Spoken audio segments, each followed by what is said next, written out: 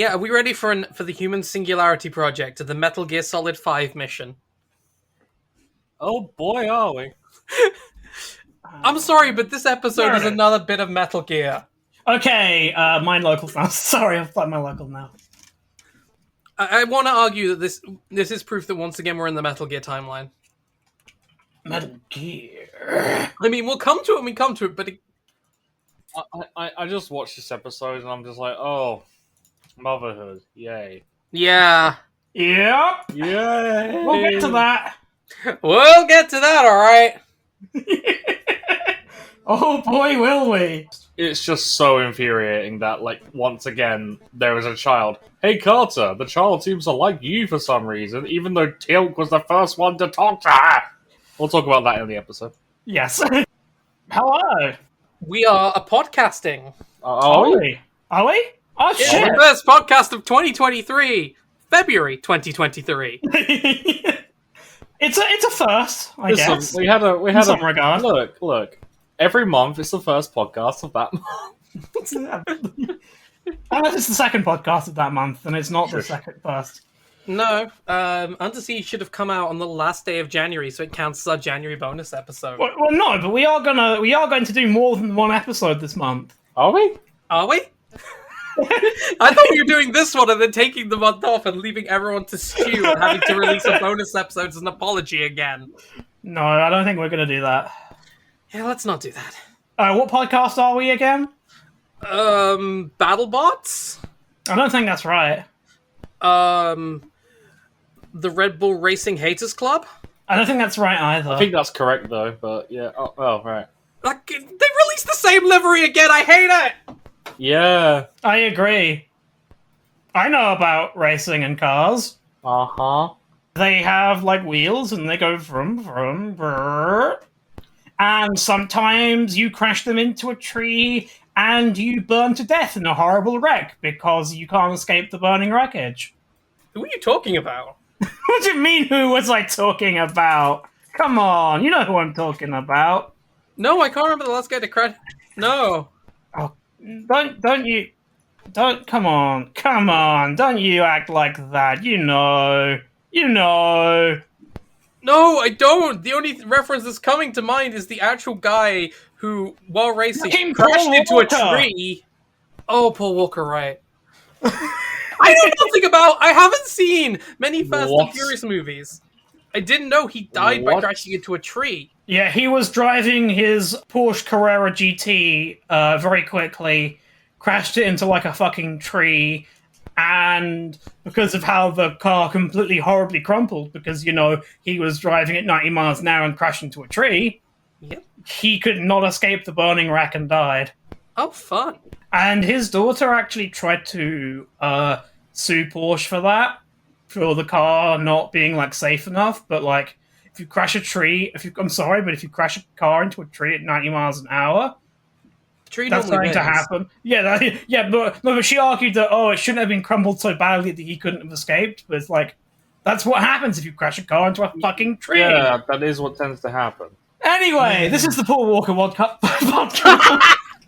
Oh my god, is Ryan going to make us do a Fast and the Furious movie as a bonus episode now? I did not think of that, and now I am very tempted. Anyway, we are the podcast Stargate Oversight, and I am your host, Arcticia Frost. My pronouns are she and her, and with me, my fellow hosts are...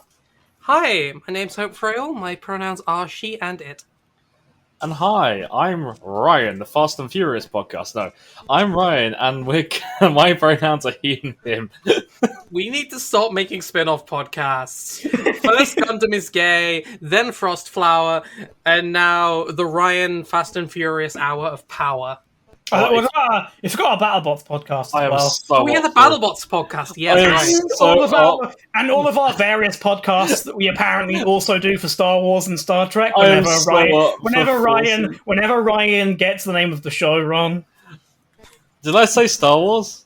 You've said Star Wars and Star Trek multiple times. It happens at least like once an episode. Welcome to Star Wars Oversight. We're all dressed in red. We're looking at the Emperor. Because no one's ever told me this. You have. You've never told me that. We did. We laughed in your face at one. At one? At least one. I didn't know it was happening more. I'm pretty sure you've done it more than once, yeah. Probably, but you didn't tell me. We laughed at your face and made fun of you during the recording. Once! More than once, definitely. But anyway... Podcast episode, The Human Singularity Project. Yes, this is the episode of Season 1 of Stargate SG-1 called Singularity. Ooh. That's a ghost, not a singularity. It is about black holes. So, everyone is getting really excited. Yeah. Visit the scenic Stargate command gate room, see the giant tire, be shot by the guards for trespassing. Exactly. But yeah, give us money, visit Canada. They're all buckling up, ready to go through the gate as usual, but they're all very excited because there's going to be an eclipse. Can I just say, the fact that the people who have been, to alien planets and have been on spaceships, it's like, wow, an eclipse? Cool. It's like, well, there's a specific reason that they're excited for the eclipse. Not the fact that there is eclipses happening. It's because the happening of this eclipse is going to mean that they're going to be able to take photographs of the black hole. Oh yeah, that's cool. I don't know how that works, but that's cool. I mean, Carter's not so excited. She's annoyed she couldn't take Dr. Fraser on a date to see the eclipse. I know. I don't remember that being in the episode. You missed it. You must have watched the wrong cut again, yeah. Oh, right. Sorry, I watched the edited for TV, removes all lesbians from Stargate. That's why I watched, the 90s approved version. Exactly. Yeah. It was the version approved by the Don't Ask, Don't Tell Clinton administration. Oof. Oof. You're not wrong, but oof.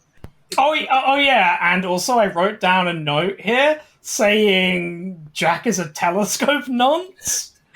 Yes, he is! So Jack apparently knows a shitload about, space phenomena and telescopes. I was like, I'm sorry, what? You do see him on a telescope in the very first episode when the military guy goes to harass him. You do see him using a telescope. Yes, that is true. Once. Probably not for apparently, because Carla makes a comment about you didn't think he only bought that telescope to watch his neighbours, did you, or something like that? And but in fairness to her, Jack O'Neill's response to that is saying, "Yes, I did buy it for that reason." No, he says not at first. I'm not only. He doesn't say yes, I did.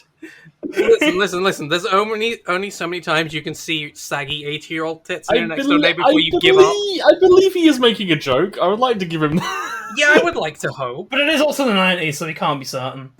They get through the gate. SG-7 is there to meet them as promised, right? Oh, where's SG-7? Hang on. Oh, they're not here.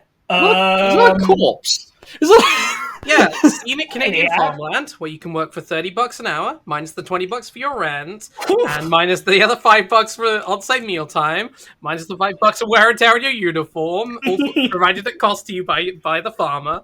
And yeah, there's dead body there.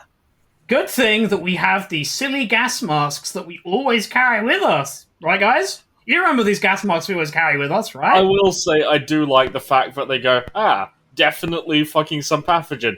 Put on your gas mask. I'm like, okay, that is actually a brain cell. I do like that. Jack went to touch the dead body with his hand. I do. No, he didn't go to touch it. He did touch it. And then he put some gel? Some activated charcoal gel? I don't know. Yeah. I'll wash my hands. It'll be fine. He pulls out some weird gel and washes his hands. And, puts on the weird gel. He counts 20 seconds, sings happy birthday, whatever. Yeah, and apparently the 5-second rule applies when touching a dead body. So, they do the classic Scooby-Doo trick of split up and look for clues. Yeah, in an ugly gas mask that doesn't even create a full seal. What's the worst that could happen? Yeah, they have floppy hoods on them, which kind of that opens to the air, which kind of defeats the point of a gas mask. But whatever. Yeah. I think those are actual military-ish gas masks. I think they're probably very old. They're probably surplus. Yeah. There's no probably about that. Hey, Canada, can we borrow some of your World War One gas? Yeah, we can't get any gas masks. Some weird group of trans people in Brighton's been buying them all. Oh god, if they were World War One gas masks, they would look considerably more fucked than that, and I would be I've seen they would. It would be a horror episode immediately. It doesn't matter what they're doing.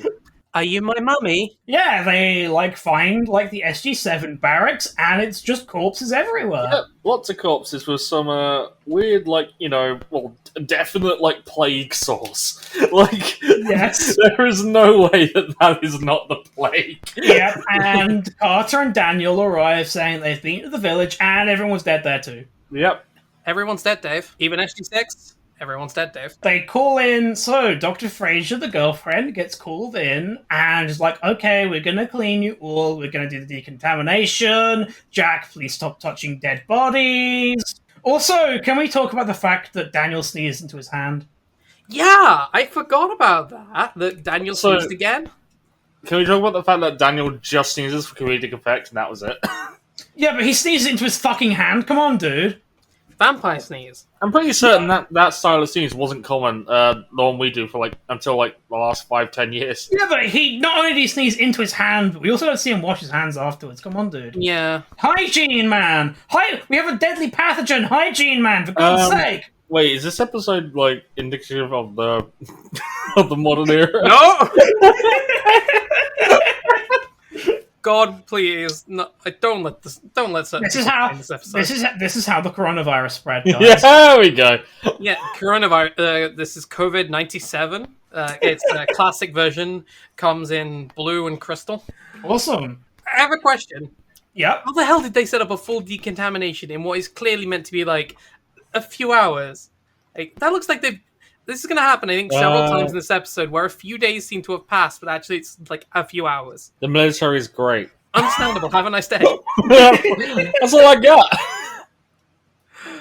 They've pretty much set up full airlocks, decontaminated several rooms. I don't know how they did that. Well, hold on. This is technically skipping. This is technically skipping ahead because we're going to get to this part of the episode. Yeah, but we do also see that they. Not only did they fully have set up decontamination in this room, they also have already done it as well in the gate room as well. And the telescope room. And they've just done it everywhere, yeah. We got 2 guys with flamethrowers. We burned it all. So yeah, they are going around. They're looking for the bodies. They're all decontaminating them. Well, sorry, they're putting the hazard markers on them. And they're like, somebody else will pick these up.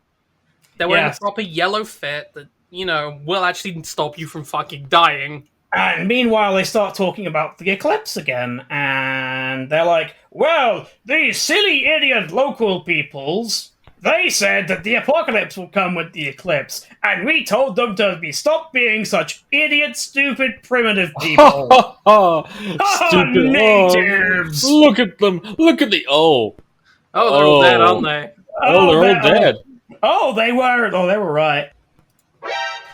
They're all dead. Wow. Why is the bush wiggling? So yeah, Teal'c goes into the bush, and we see a child. Well, no, what happens is the others try to go and they get the child to come out, but they're looking at them in the gas masks and going, ah!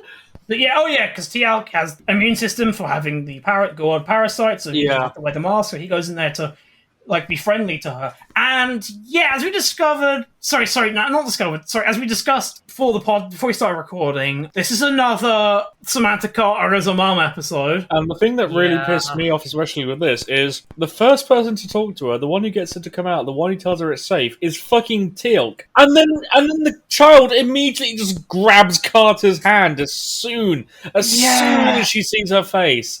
It's so... Because what I thought they were going to do, when I saw the scene, what I thought they were going to do this episode was that they were going to do a thing for Teal'c has to have some sort of surrogate replacement for his son to have to sort of cope with what happened in that previous episode and how he has to sort of deal with the fact he might not ever see his child again. And it's nope. No, that would be interesting. Sorry, you're going to see his child again in season 2 in a very boring "My enemy has brainwashed my son" episode. What? Oh, Jesus.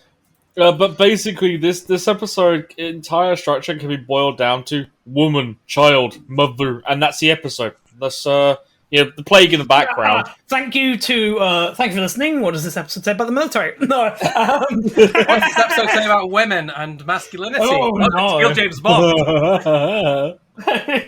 So, not to spoil what happens later on, but immediately I said this kid is going to be evil, which was not quite correct, but... The actress looks like Child of, what is it? Like Child of the Corn, or what's it called? Children of the Corn. Children of the Corn. Your local ritual child that's had like 3 people sacrificed. Yeah, it very much looks like the child. I thought the child was the bringer of the apocalypse at first when I was watching this episode. Well, we'll get there. Point something out. When they send Teal'c in, Jack goes, "Hey Teal'c, do your best to look non-threatening," which means that the look Teal'c has on his face, that permanently gruntled look, that means he's told to always look like that. That's like he has a I don't think that's what that means. Also, yeah. Can we talk about that actually as well? I don't know and I really hope that's not what they were going for there, but they tell the only black person on the crew to not look threatening. I really don't think it is. I think it's that Teal'c constantly looks like he's going to murder someone. Yeah. I think that's what it is. The fact that he's the only black one on the crew is not a good look. It doesn't help. No, it doesn't help. No. Not a fucking tool. But it is the military in the 90s, so even if the writers doesn't intend that, it still tracks, I guess. They're back in the bay. They're back in the setup base. The kid is non-verbal, she's autistic, and we very much appreciate the representation. Exactly. Yeah. They take her back. Carter's girlfriend, Dr. Fraser, is doing some blood work on her and checking her out, and they find that, the same element that the Stargate is made up of is in her blood. See, here's the thing. If we were a season and a few episodes later, her immediately running to Carter would make a lot of sense because of something that's going to happen in a few seasons' time. However... Alright. So I've seen the show before. Yeah. Let's stop jumping the fucking gun. No. I mean, I'd say, no, we're not as close to the end of the season. We're getting to the end of the season. We're pretty near the end. We're pretty near the end of the season. Yeah. But it's been decided that Carter and Fraser will look after the kid, raise her in the sacred traditions of their people. Whoa, what are you doing? Why are you jumping to the end of the episode? No, I'm not. They go back, right. So after they get the kid, they go back in, moan about wearing masks. And then it's like, right, Carter and Fraser take the kid back to Earth, raise her in the traditions of your people. Me and my buddy Teal'c are going to stay here and do bro shit. I was talking about the end of the episode. Okay, to be fair here, they do also send Daniel back. Oh yeah, they do send Daniel back as well. What does Daniel do for the rest of this episode again? He does nothing. He doesn't do anything. Yeah, Daniel Jackson is not appearing in this episode. Daniel gets benched for most of this episode. Basically. Actually, Daniel, basically his entire role here... Actually, I can tell you what Daniel's role in this episode is. Creepy Our criticisms about the whole, oh no, they misogynistically made Carter a mum again in this episode. Someone in the writer's room pointed this out. They were like, isn't this a bit kind of weird that we did this? So their solution was, okay, we'll occasionally make Daniel sort of occasionally pop his head in to act like a dad sometimes, I guess. He comes in and asks, hey, I'll take over. And the kid literally goes, no, only woman. And it's like, God damn it. Jesus Christ, guys. So, I'm pretty sure that happened because, someone in the writer's room noticed the criticism that we have, and then they didn't fix it. It's like, what can we do to make this not be Carter beating them up? I don't know, we can make it so that the kid is forcing the situation. Yeah. I mean, we gave equality a chance, but the chance of fuck equality, I believe in traditional role models. Oh God. Yeah, and they're like, okay, here comes the Stargate, open wide.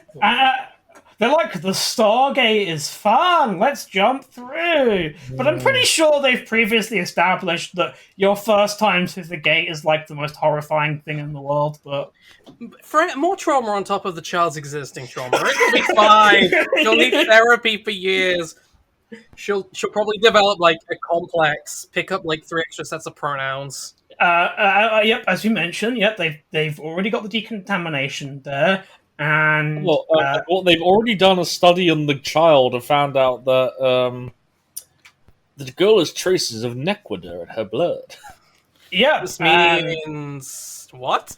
It means that something is okay. It means that something she has part of the Stargate in her blood.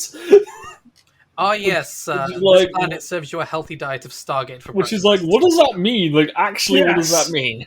Like, is it like a part of like the mechanics inside of it? Is it what the rings are made out of? Is it the goo? What the fuck are we talking about? I think it's the goo.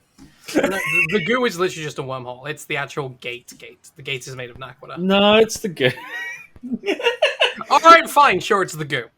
It's the goo. Sure, this woman just like scoops out an active worm, dials the gate, scoops out the wormhole, and eats it. Eats it with a cereal. Just puts it in there. Yeah. Just dipping your cereal into the event horizon. So yeah, they say to Hammond, "Hey Hammond, we've adopted a child," and they're like, "Okay, our military solution to this situation is that we lock the child in one of the cells." Yep. Yeah. I mean, it's not a cell. It's a barracks room, which is just as barren as the security closet. So yes, is it? Yes. Is it a barracks room? Because I would have assumed that, like, with the base barracks would just be like all of the troops in like bunk beds and shit, wouldn't it? Yeah. It's one of the rooms without bunk beds for like an officer, I think. Oh god, damn! Yeah, even Air Force officers get to the shit room. I mean, concrete and steel bed frame is all the rage in the 90s. Yeah, I would have thought that, being the aristocrats that they are, it would be like, you know, fucking like, I don't know, 18th century British naval officer's bedroom on like a. I mean, we have already seen the nicest room in the base, and even that was pretty shit. Let's be real. Okay, fair. Like, remember when fucking Hathor fucked Daniel Jackson in it? Yeah. Okay, fair. Yep. They are probably still decontaminating the guest room. The amount of bleach.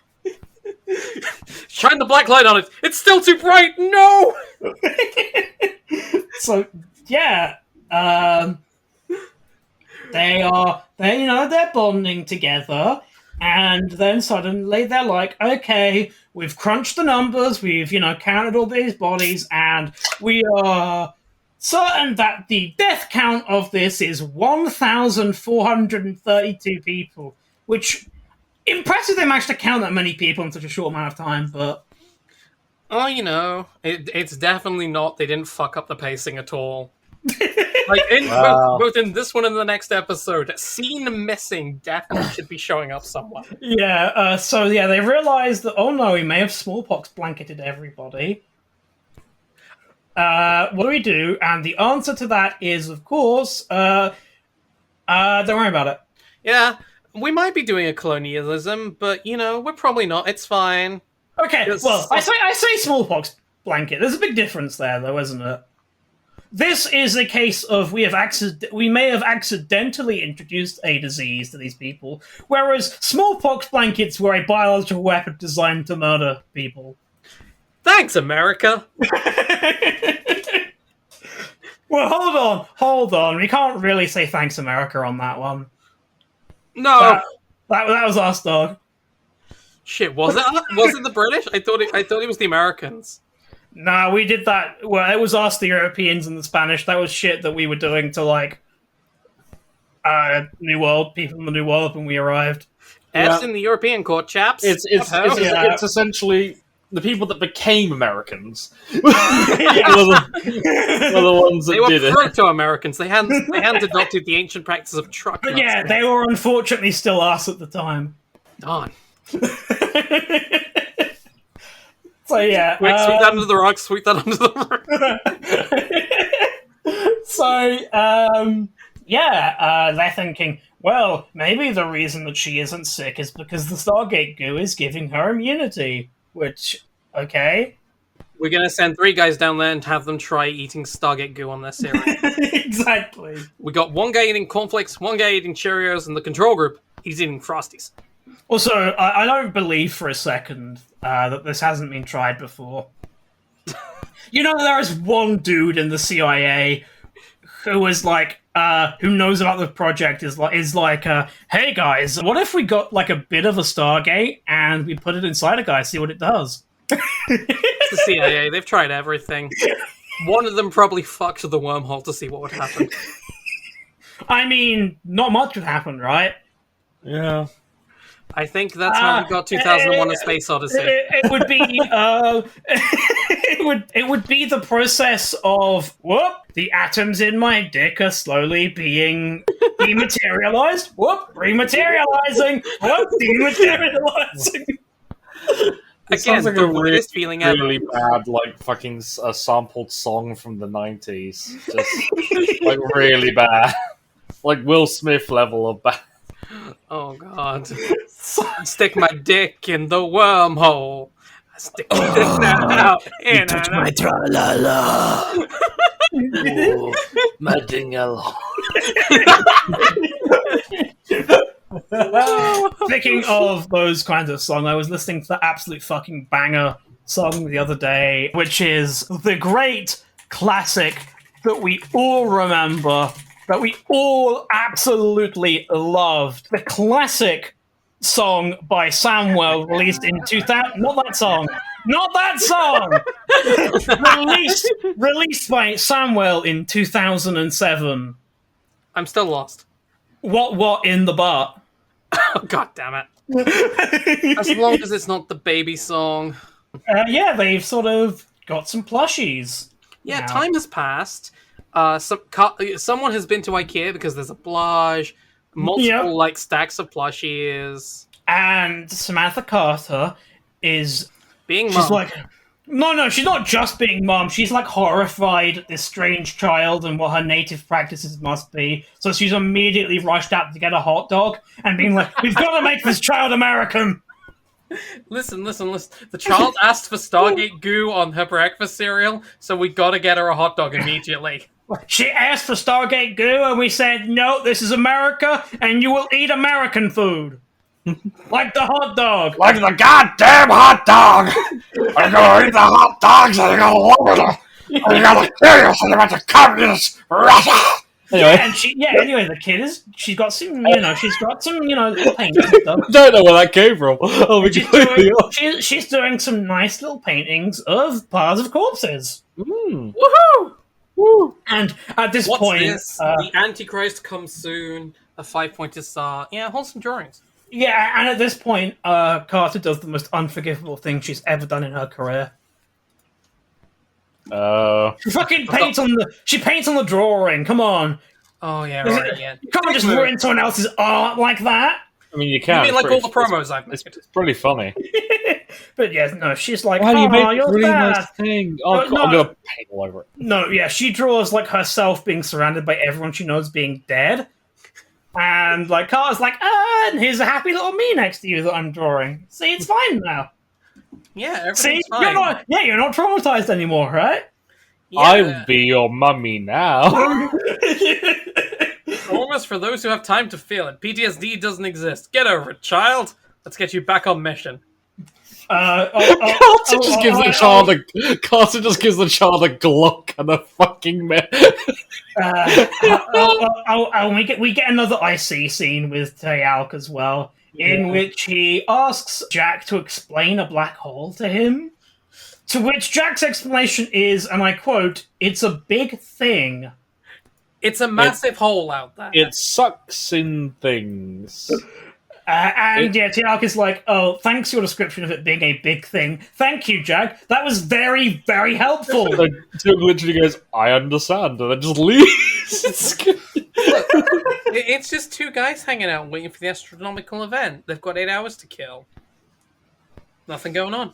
They're just 2 guys being pals, you know? And we switch plots again. Back at the SGC. Then Daniel pops into the room and is like, "Hey, kid, you want..." And then the kid says, "Fuck off." I'm here to babysit you. No, You're not.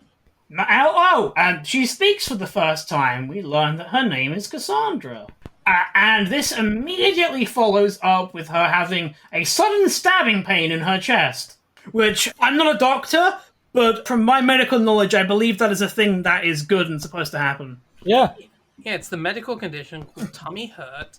Get it, and then you immediately die. To be fair, that did nearly happen to me. Like...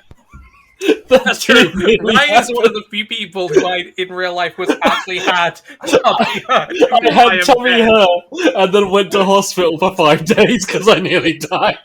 So, Jesus. So thank you, Hope. Thanks for bringing that up. They do some checks and she goes like, she just has a potassium deficiency. She's completely fine and she's dead. Her heart literally just stopped. It's here we enter the Metal Gear Solid timeline because this isn't Cassandra, it's Paz. There's a bomb in a small child again. Boss, you killed a child. Amazing. Amazing. That right there is why you're the best, boss. Oh man. But yeah, they do an X-ray and they go, yeah. I'm not doing that. We should do a biopsy on this child. Oh yeah, a biopsy. And the fact is they're doing it with the camera snake, which as anyone who paid attention to a certain Dr. Andrew Cuntfield knows, sticking a tube into a child is very dangerous and bad for them. Especially, like, I'm gonna be honest, I doubt the camera snake is it's quite large for this era, so it's probably a large hole they're cutting out open. Like, Andy Cuntfield also did it in the 90s. Did he really? Yes, he did. Fucking lovely. Quick aside, Andrew Wakefield is a former doctor who would lose his medical license for doing horrible things to children in an attempt to prove that vaccines cause autism. Also, he could make a lot of money by selling an alternate product and getting a share of the court fees from the lawyer that paid him to look into this. Horrible bastard. Anyway, back to Stargate. So yeah, they do this biopsy, and what they find is that there's a fucking ball in her lung. Can I just, by the way, this part where this doctor is just like, just a little longer, her heart's going, just a little longer. It's fine. Yeah, I'm going to continue scraping this while she's dying. We need to get a sample. The heart rate's going, heart stopped. Oh, fuck it, fine. It's like, so anyway, that's how I lost my medical license. It is the least caring doctor I've ever seen. It's incredible. So, where did they hire this guy? 2 Fort? Yeah, they stop scraping around with the orb, and then her heart starts again, and they are like, it's the orb that's doing this. And they're like, don't worry. And then immediately Carter death flags a child by saying, I'll show you great things when you're better about this planet. Oh. And at this point I was like, oh, she's fucking dead. But we don't get time to rest on that because we cut back to the boys, and Jack has not been doing with the boy stuff with Teal'c. Instead, he's been teaching him the fun things of using Windows 95. Oh my god, I saw that. I saw that, and I just went, oh, yeah. Oh, wow. Yeah, what a classic, love giant CRT, terrible user interface design. Come on, guys, what were you thinking in the 90s? Primary school. I know, yep. Oh, actually, no, my primary school was fancy. We had XP, we did. Anyway, so, yeah, also, I love that we went onto this tangent because of a scene in the episode, which is literally less than a minute, basically. Yeah, it's tiny. So, yeah, so now they are analyzing. She's like, oh, this ball is made partly of iron and potassium, partly made of that Stargate thing, and we've decided to get a special contained, tight room, blast-proof room in the basement, and we're going to see what happens if we slam these two things together. Yep. And they discover Oh, this is a nuke. This kid is a nuke. Yeah. Hi, Paz. You have a bomb in you again. The child is a nuke. Yes. Yep. Hi, Paz. You have a bomb in you, but it's a nuke.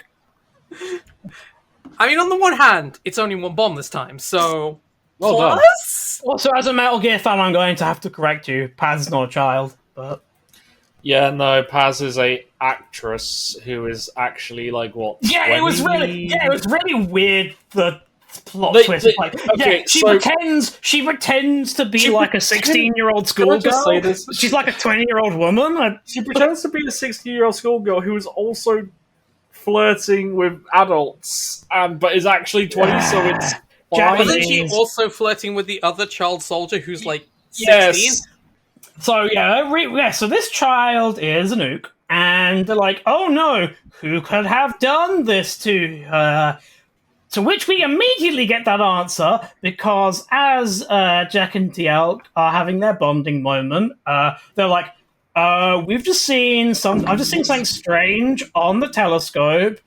It looks like a spaceship. What do you think it is, Teal'c?" Jack, it's a Goa'uld ship. It's a Goa'uld ship, Jack. It's obviously a Goa'uld ship, Jack. Look at the pyramid. Who the fuck makes a spaceship that has a pyramid at the center? No. I think it's a black hole anomaly. It's the Nox in their flying pyramid come to say hi. No, the Goa'uld are attacking.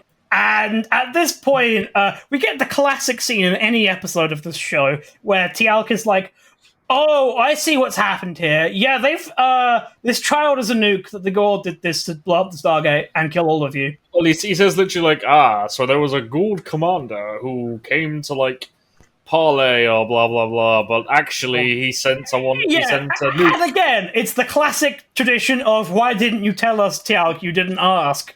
Teal'c, how did you not remember fucking Nerty? She's kind of a big deal because she's such a psycho bitch. It's like asking a gay man in America in the 70s, "Hey, do you know who this Jeffrey Dahmer is?"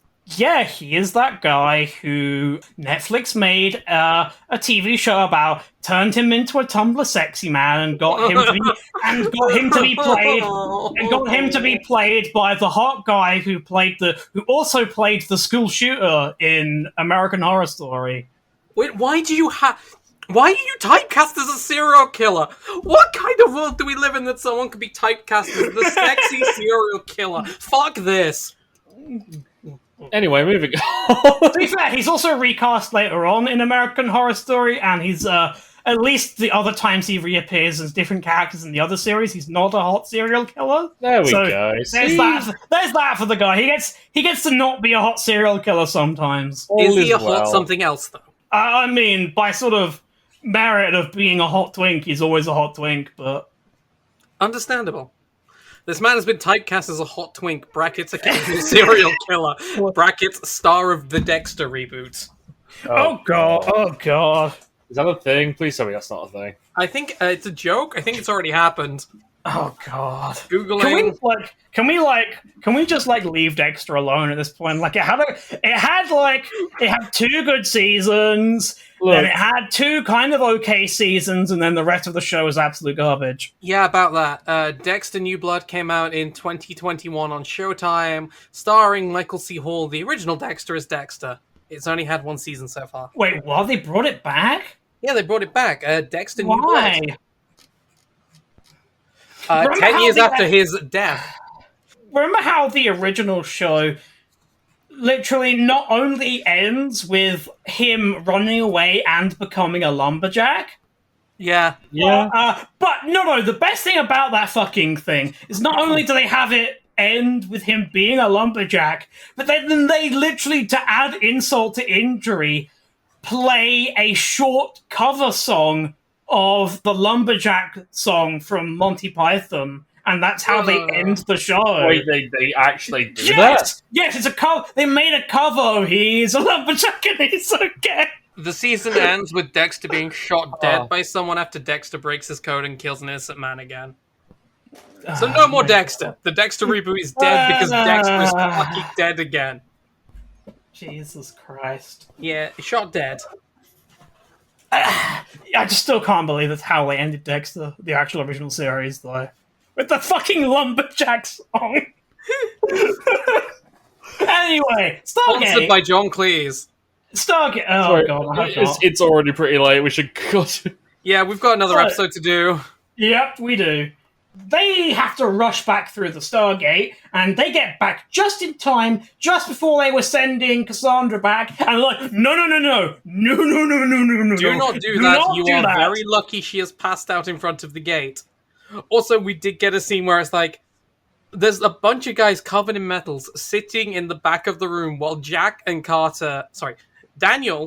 and Carter are sitting there noticeably not wearing any medals, and Hammond, who isn't wearing that many, just going, yeah, it's not colonialism, it's deliberate, something's up, better get her back to her home planet, she's going to explode in an hour. Yeah, so I was like on my notes being like, being flippantly and being like, it's fine, they can just do what they do with all nukes and just drop her in some abandoned nuclear testing site and leave her there. And then suddenly Hammond goes, we're going to drop her in an abandoned nuclear testing site and leave her there. It's like, oh my god, I was joking, show. We're lucky there's one within an hour and 20 minutes. You'll be fine. Yeah. Listen, they can't get the bomb out of her, and they can't take the chance there's a second bomb in her that they didn't find. Oh god, no. You know, the reason I don't want to make that joke or that reference is because of where the second bomb is in Paz. Yeah, I know. That's fucked up, Kojima. That's really fucked up. Yeah, that was kind of weird, Kojima, wasn't it? Especially from the perspective of those of us that hadn't played Peace Walker and didn't realize she was in her 20s. For those of us that, thought she was actually in her teens. Amazing.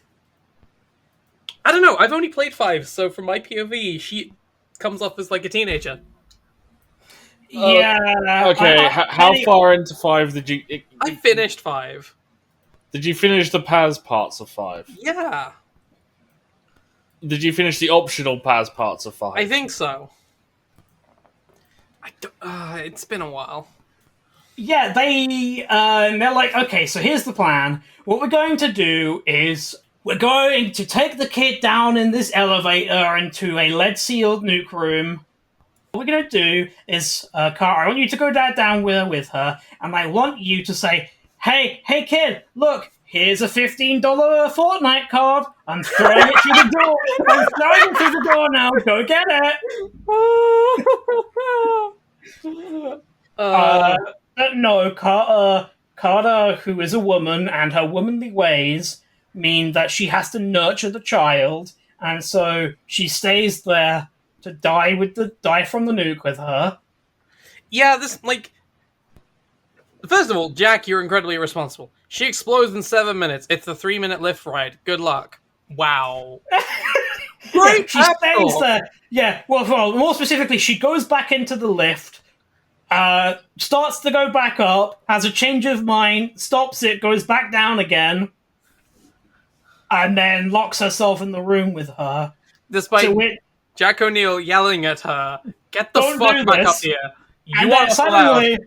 And then suddenly the timer ends, and they're like, well, where's the kaboom?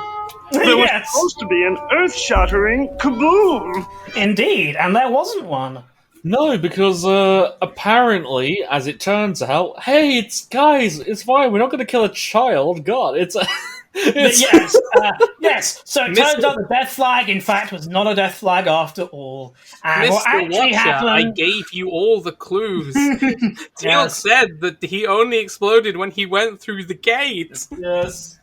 Well, you gave us the clues 10 minutes ago at minimum. No, it wasn't that. I believe she still would have exploded, even if she hadn't gone through the gate. It's that something to do. It's called that the decay or whatever that causes what causes the explosion is caused by proximity of the gate, and because they drove an hour and 20 minutes away, the thing just dissolved and disappeared somehow. The gate is vaguely radioactive in some weird spacey way or something. So basically, again. the thing in her is made of gate material, so it reacts to the gate. So it's like, but she was being away from it, so the body's natural immune system was just like, I don't think this thing should be in here. Yeah, I don't quite get how that works. But... Fine, it's fine, whatever. Anyway, your body can just safely dispose of nuke, it's fine. It literally dissolves. Your body dissolves Stargate material. Okay. No, it doesn't. But so we've just seen the tagline to this episode now. Hey, did you know your body can dissolve a nuclear bomb? So they're like, oh, she's fine. And so we have the end of the episode where they're all together, happy and fine. They're playing in a park, and they're all like, oh, it's all gonna be fine. Teal'c's drip is back. The drip is back. Yeah, the drip is drip back. Alert. I fucking love Teal'c's fits. I love his fit. Whenever he has to try and pretend to be a normal guy in like public, I love his fit so much. While they're out in public, like they go, so Carter, how did you know it was going to happen? I just knew. Oh, women's intuition, son. Motherly women's intuition. Because I am a woman. I just knew. I have a nurturing instinct for children. It's like I felt it in my ovaries. I fucking couldn't Those trans believe... women couldn't know because they don't have any ovaries. Oh, Jesus. I fucking couldn't believe they went with the I just knew. And I'm like, are you actually serious? That is the most insulting thing. Like, to both sexes, to all sexes, to anyone, because it's implying that only women and only can know. Unfortunately, though, we are getting a little bit distracted from the entire purpose and point of this episode. I mean, what we do learn is, in fact, that as Jack appears, we learn that it's all a cruel joke because Jack brings in a Shiba Inu. Yes. Okay. Yes, the most important character of the whole show. I will say, the fact that in what year is this, and in Canada they have a fucking Shiba? It's 1997. It's a common dog breed. Now? I mean, yeah, it would have been by the 90s anyway, wouldn't it? It's not the 1980s. People aren't screaming about Japan being evil and taking over the world anymore. Maybe. I don't know about the Shibas being common. To me, it doesn't still feel common. Well, I mean, it must have been common because they fucking had a Shiba. I think it was someone's dog. Let me head over to IMDb and see if it says whose dog it was. I'm sorry. We've previously established this is not a high-budget show, which means if they have a Shiba Inu, it's because they had access to a Shiba Inu. Which means it's someone's dog, yes. I'm reading the wiki. It says biographical information: race, Shiba Inu dog, home planet, Earth, gender, male, political information, allegiances, Cassandra Fraser. Unnamed dog. I love that. I love they made a wiki page for the dog. According to the trivia, the breed of dog given to Cassandra is a Shiba Inu, a Japanese dog not common in the United States at time of production. That's what I thought. Yeah. Well, okay then. I stand corrected then. I'm just like, where did you get the Shiba? I mean, it must have been like someone they knew's dog just happened to have a Shiba. I don't see a notice to whose dog it is. I do see a couple other notes. The observatory is named after the series art director. So that's who McLean is. He's the art director. And O'Neill says Mop 4, which is... Mop 4 is protective masks, suits, gloves, and boots. Okay, they went Mop 1, which is just the mask. Hold on, though. We have the end of the last little bit of the episode where they're like, we're gonna give the kid to Dr. Fraser because she's the only other woman that we know. Yeah, they literally just give a kid to Fraser. It's like, what? Well, Sam's in active combat. She doesn't have time to be a mother. Exactly. So we're gonna give it to the only other woman that we know. And she's not undergone the miracle of pregnancy. Yeah, you there, woman, so she can't take time off work and get maternity leave. Like, this episode might have just been, you there, woman, and that's just for fuck's sake. Yeah, but at least Yeah, come on. The show could have at least been progressive enough to be like, "Yep, Frasier will raise the kid with her girlfriend Samantha Carter, The show and they could will have be been- gay parents together." The show could have been at least progressive enough to have, Frasier in the scene where they're giving the kid to Frasier. Yeah, we'll just get it. Yeah, like, did you run this by her first? Did you ask the person? You could have had two single moms raising a child. You head back to Cheyenne Mountain. You head back to the Cheyenne Mountain base and being like, by the way, Frasier, you are now a mother. Congratulations. So, what does this episode have to tell us about the military? I do have one more note. Mm-hmm. You said, when you were making your notes, you accurately said Teal'c calls Nirti a guy. Good news. Nirti is our trans-feminine Gould queen because in later episodes, she's a woman. She transitioned. So wait a minute. Wait, Goulds? Goulds are gendered. It's weird. Yeah. Yeah, in theory, they'd be gentlest because they're just parasites. Yeah, but they clearly seem to have preference. I mean, fair enough, but also it's like, why? Maybe the parasite just decided, man, I love having tits, or I love having a cock. That's reasonable. That's entirely reasonable. I do love having boobs. I mean, what we established from Hathor, though, is that, like, they definitely have explicit, like, sex, somewhat, to have sex characteristics, because they specifically have, like, brood mother, like... They have a queen, you know that'll be what? explained more later.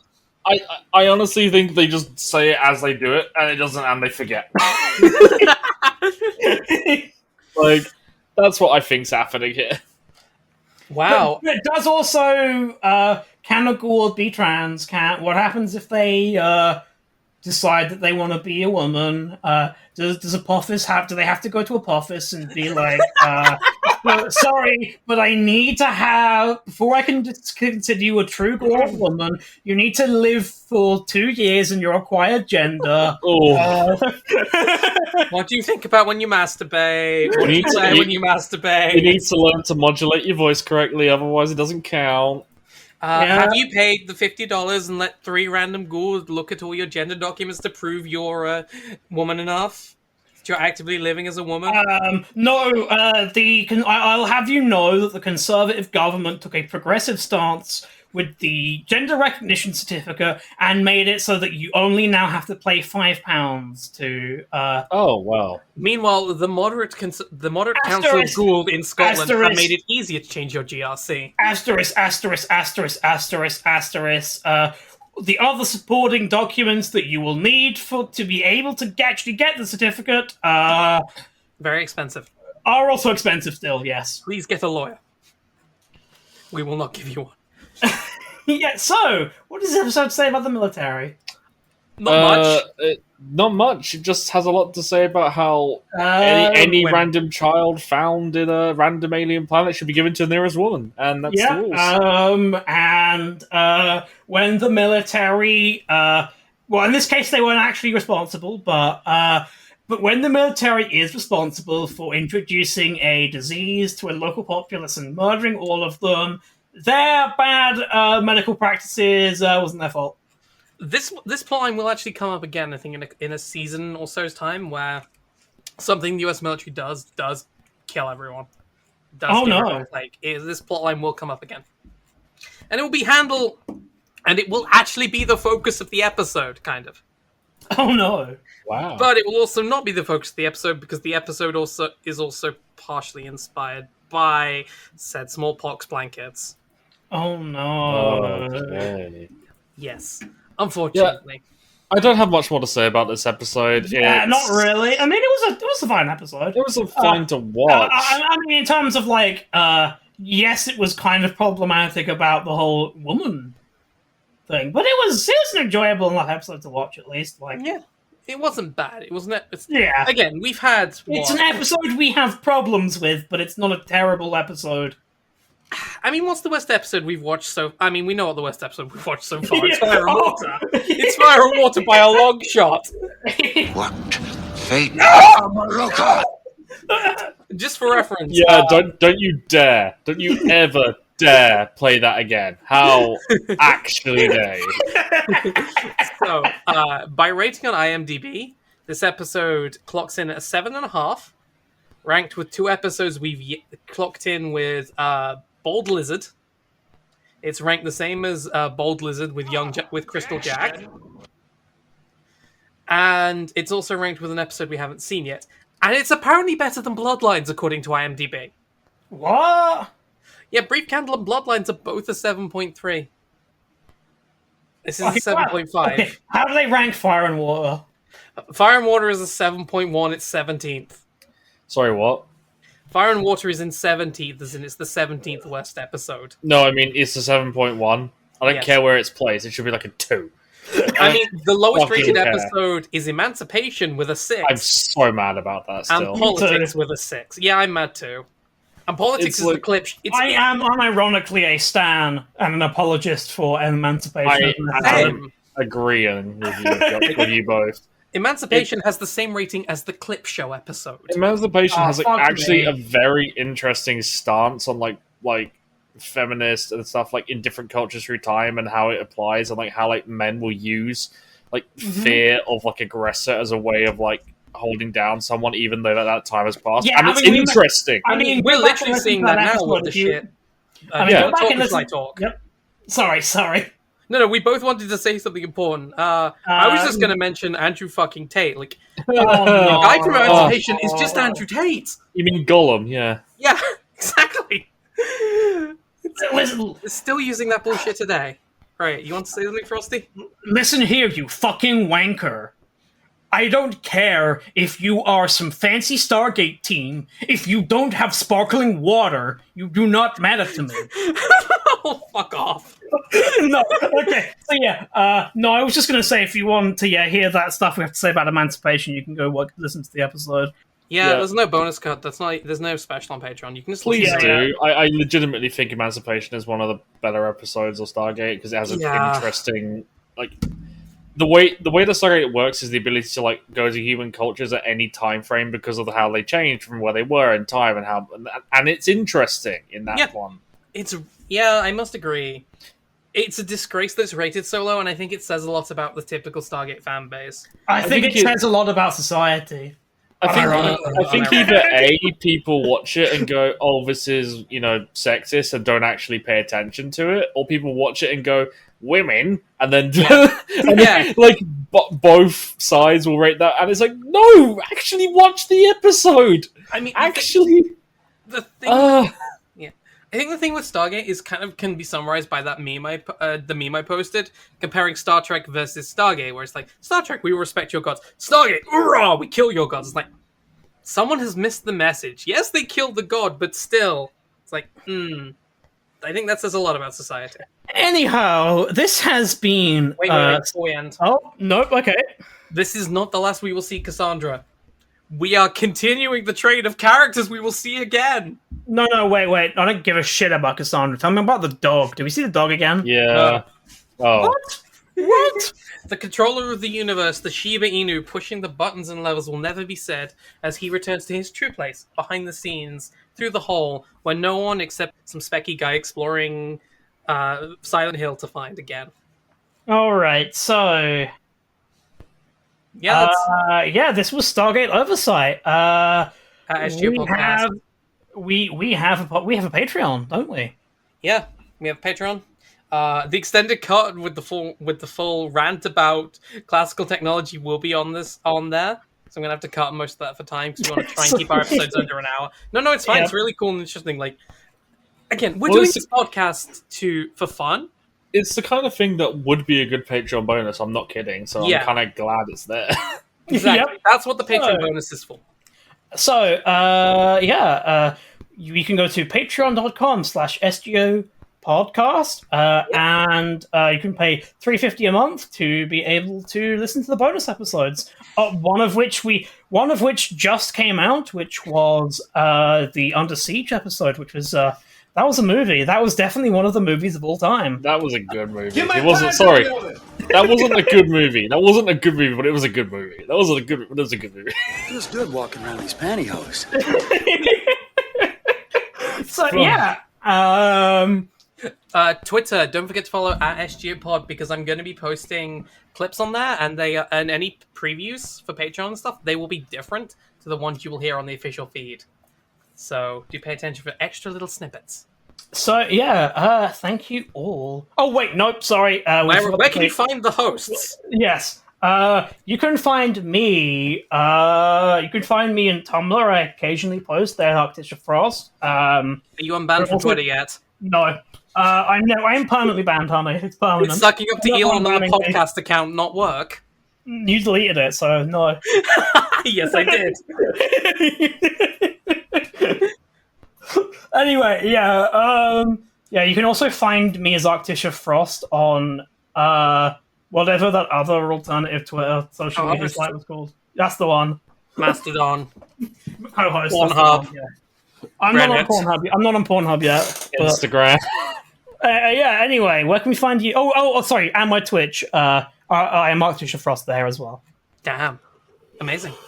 Hey Ryan, where can we find you? I am Ryan. There you go. You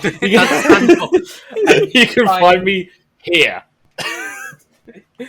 And only here. Ryan is an exclusive to here. You may find him via www.normal.eu. Ryan is the little man who lives in your phone. Yeah, he's the little man who lives in your phone. I know all your secrets. Give me money or I'll fucking leak them. Yeah, he's looking at your Twitter. He's judging you for every bookmark you make, so it doesn't show up in your likes so people can't see the weird sissy hypno-porn you're liking. And yes, he is watching you when you jerk off. Yes, he is. Your phone does have a camera. Hey! Fuck you! Stop skipping me! Thank you all for listening to this episode of the show, and we will see you next time. Fuck you! At HFrail, HopeFrail on Twitch, and fucking Tumblr. Frosty, go fuck yourself.